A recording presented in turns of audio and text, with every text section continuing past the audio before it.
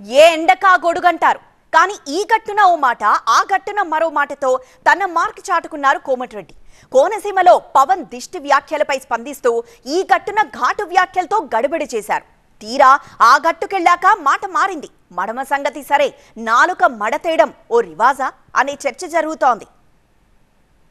కోమటిరెడ్డి వెంకటరెడ్డి ఉమ్మడి రాష్ట్రంలో మంత్రిగిరి, ఇప్పుడు తెలంగాణలో మంత్రి.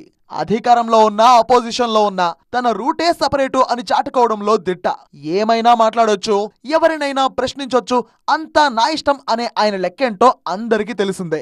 మడమ సంగతేమో గాని ఈ గట్టునో మాట, ఆ గట్టున మరో మాటతో మరోసారి నాలుక మడతేసి తన నైజాన్ని చాటుకున్న వైనం తెలుగు రాష్ట్రాల్లో చర్చగా మారింది.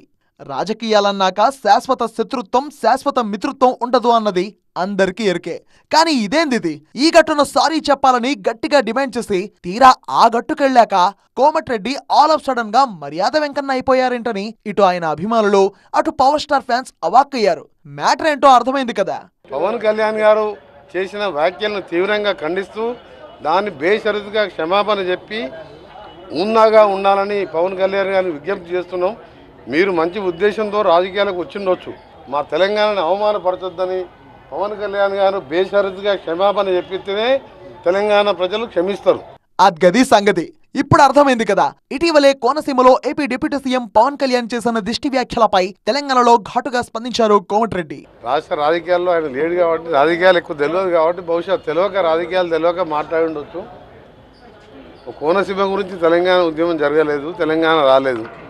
పవన్ కళ్యాణ్ గారు చేసిన వ్యాఖ్యలను తీవ్రంగా ఖండిస్తూ దాన్ని బేషరతుగా క్షమాపణ చెప్పి ఉన్నాగా ఉండాలని పవన్ కళ్యాణ్ గారిని విజ్ఞప్తి చేస్తున్నాం.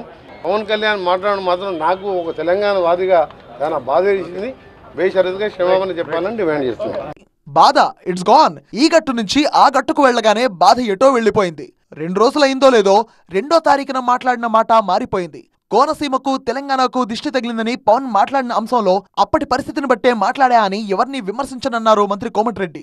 తెలుగు రాష్ట్రాలకు ఒకటి పోటీ పడి అభివృద్ధి చేసుకోవాలి. అందుకనే వారి ఆహ్వానాన్ని ఇచ్చడానికి దాని మీద అయిపోయింది. దాని ఒక మంచి కార్యక్రమానికి వచ్చినాం కాబట్టి ఎవరిని విమర్శించడం మంచి పద్ధతి కాదు.